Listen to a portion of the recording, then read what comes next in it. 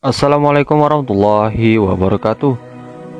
Terima kasih buat kalian semua yang sudah klik video saya. Jangan lupa yang belum subscribe silahkan di subscribe dulu ya teman-teman, karena subscribe itu gratis tanpa dipungut biaya dan membuat saya semakin bersemangat untuk membuat konten-konten selanjutnya. Oke teman-teman, jadi di sini saya akan menjelaskan pada video saya kali ini itu adalah tentang latihan psikologi untuk menghadapi tes psikotes tahap 1. Jadi di sini saya akan menjelaskan sedikit apa sih psikologi atau psikotes tahap 1 itu.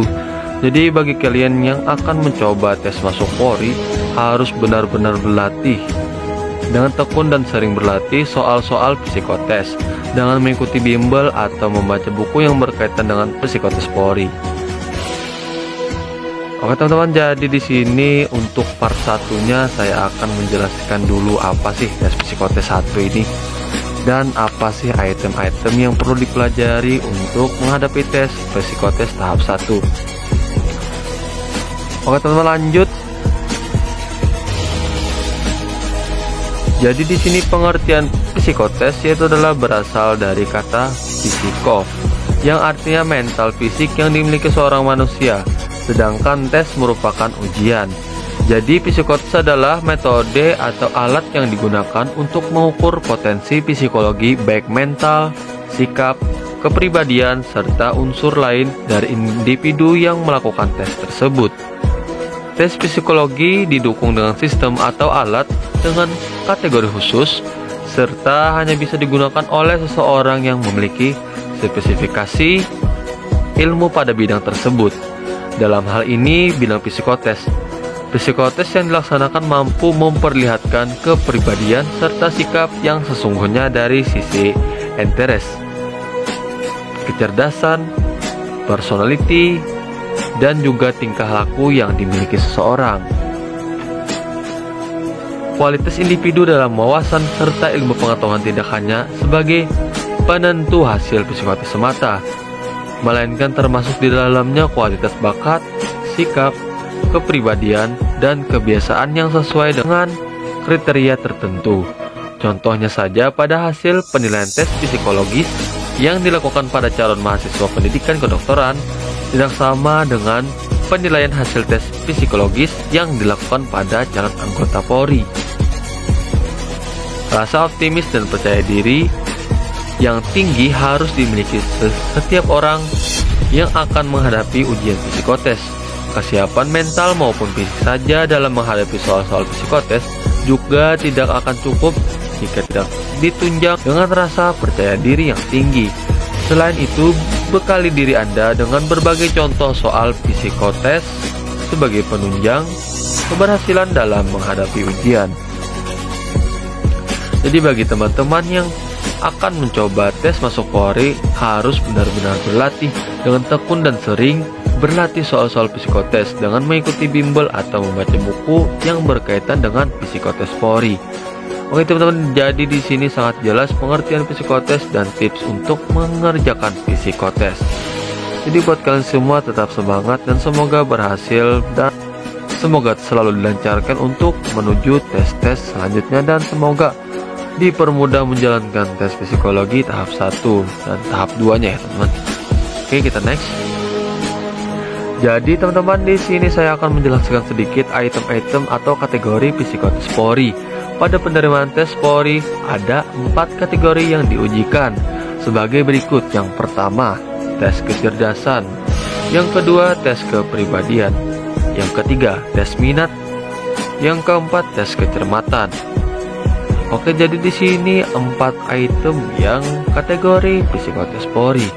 Jadi buat kalian semua silahkan untuk giat lagi men-searching atau mencari di Google atau di YouTube untuk mencari tentang contoh-contoh soal atau tes kecerdasan, tes kepribadian, tes minat, dan tes kecermatan supaya kalian menambah wawasan dan siap untuk menghadapi tes psikotes tahap 1. Oke, lanjut.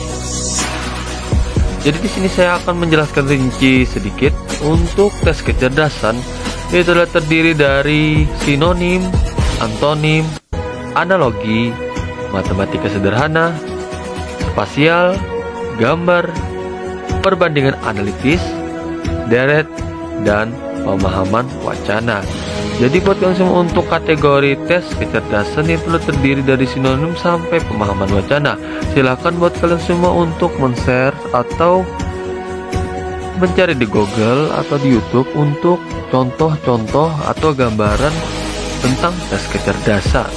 Jadi untuk yang kedua, tes kepribadian terdiri dari pernyataan SS sangat setuju dan SDS sangat tidak setuju, pernyataan selalu atau tidak.